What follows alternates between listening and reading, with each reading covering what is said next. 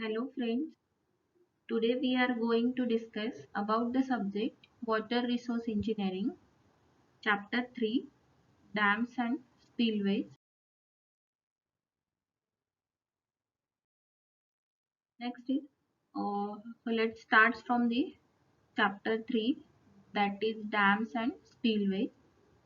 The weightage given to this chapter is 12 marks, and here are the syllabus contents which includes in the chapter 3 in water resource engineering, that is dams and spillways. So let's see first dam and its classification. In that there are two main classification here: earthen dams and gravity dams, means masonry and concrete. Then earthen dams, in that the components of earthen dams with their function. Then the typical cross section of earthen dam, seepage through the embankments and foundation and its control. Then the methods of construction of earthen dam. Then types of failure of earthen dam and their preventive measures. Next is gravity dams. In that the forces acting on dam, their theoretical and practical profile, their typical cross section, then drainage galleries in gravity dam, joints in gravity dam, and the concept of high gravity dam and low gravity dam. Then next is the syllabus also contains the topic as spillways. In that what is spillway, their definition, their function, location and components.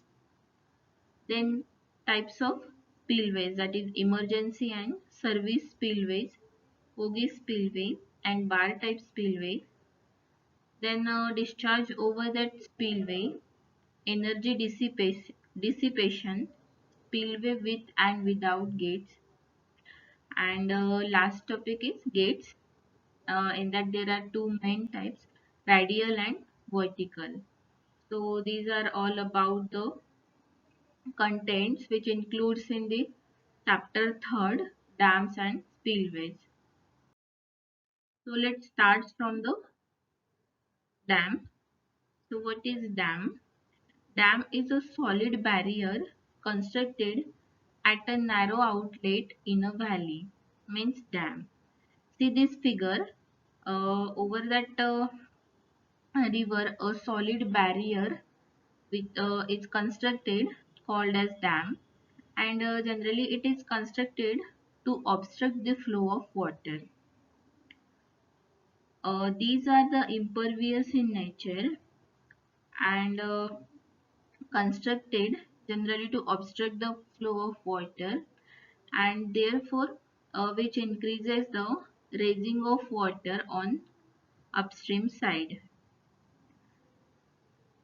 Then the dams are generally created for the objectives like first is generation of hydropower energy, means for the generation of hydropower energy we construct the dams over narrow valley. Then next is for providing the water for irrigation facilities, the dams are constructed. Then next objective is for fish farming also the dams are constructed. Then for fighting the drought means scarcity period or in famine situation. For fighting that famine situation we construct the dams. Then for controlling of floods and for the water supply for domestic consumption. And also the dams are constructed for providing the navigational facilities. So to obtain the all the objectives we construct the dams, means it is a solid barrier which is constructed at a narrow outlet in a valley means dam. Then next point is the site selection for dams. So the following points should be considered while selecting the site for dam. First is the good foundation should be available. Means whenever we select the site for dam, it should have means the site should be having the good foundation. Then second is it should be located in a narrow valley. This is also main object that when we choose the site for dam, it should be located in a narrow valley. Then third point is it should have the sufficient space for spillway.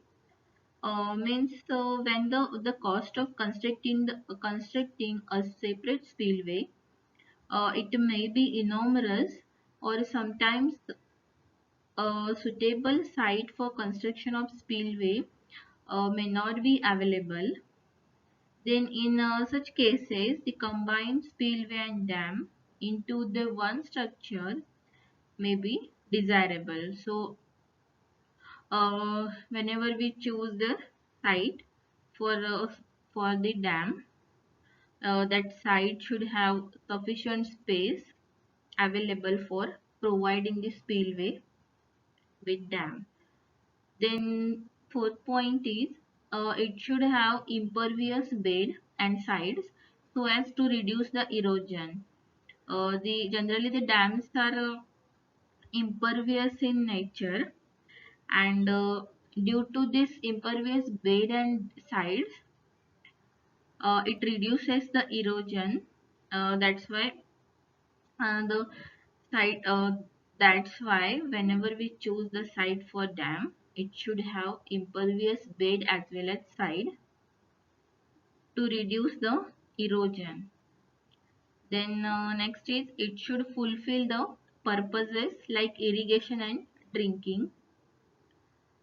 Means the site for dam, it should be such that it should be such that it fulfills the requirements like irrigation and drinking purpose. Then next is materials should be easily available nearby site. So to achieve the economy, the materials means the the materials should be easily available nearby site to reduce the cost of transportation, and ultimately it achieves the economy.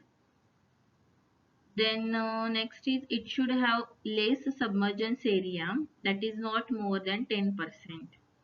Means the site for dam should have the less submergence area, that is that submergence area, it should not more than 10%. Then the site should be such that the length of dam should be minimum as it directly affect the cost. Means whenever we choose the site for dam, to achieve the economy, we have to select the such type of site such that the length of dam should be minimum. It ultimately achieve the economy because it directly affects the cost of project for dam. Then next is it should be easily accessible throughout the year. Means the dam site or the site for dam, it should be easily accessible such that it can be economically connected to important towns. Okay, so these all are the points. These all are the points should be considered while selecting the site for dam. Then next point is the factors affecting the selection of type of dam. Means the factors which affect the selection of dams are as follows. First is Material available. This is the first main factor which directly which affects the selection of type of dam. Then means there are two main types. Generally, the dams are categorized in two main types, that is gravity dam and earthen dams. Then for the for the material available, then the material available like masonry or concrete. Then in that situation, we provide the concrete dam. Sorry, we provide the gravity dams, and the materials like sand and gravels are available nearby site. Then we provide the earthen dams. So based on the materials available and side by to achieve the overall economy of the whole project, the this material available point, it this is the main factor which affect the selection for type of dam. Then second is funds available. So as per the fund, how much fund is available depends upon that which type of dam is provided. It depends on this factor, that is funds available. When the more funds are available for the project of dam, then generally we provide the gravity dams because it is a solid structure which is made up of masonry or concrete and are constructed across the river to create the reservoir on its upstream side. Then next is nature of foundation. So the nature of foundation also affect the selection of type of dam. Means for the solid rock, means for the solid rock foundation, the foundation it is this type of foundation suitable for all type of dam. Then for the gravel foundation, this gravel foundation is suitable for the earth and rock fill dams, while the low concrete dam also, low concrete gravity dam. Then the silt and fine sand foundation, it is suitable for the very low gravity dam or earthen dam. And for the clay foundation, this type of foundation is suitable for the earthen dam after after the special treatment. So depending upon the various types of foundations, we provide the different types of dams as per their requirement. Then next point is space for surplus work or spillway. So in that, the cost of constructing a separate spillway, it may be enormous, or sometimes suitable site for the construction of spillway may not be available. Then in such condition or in such cases, the combined spillway and dam into one structure may be desirable. Then next point is nature of valley. So depending upon the different natures of valleys, we select the type of dam. So for the narrow U-shaped valley flowing between the high rocky walls, we generally provide the gravity dam or concrete dam. Then for a rolling plain country, we generally provide the earth fill dam. And for a narrow V-shaped valley, we provide the arch dam. So depending upon the different valley structures or different valley natures, we provide the different types of dams like concrete dam, earth fill dam and arch dam. And last factor is seepage and uplift under dam. So this factor also affect the selection of type of dam. Thank you. Hope all of you understand this video. Thank you.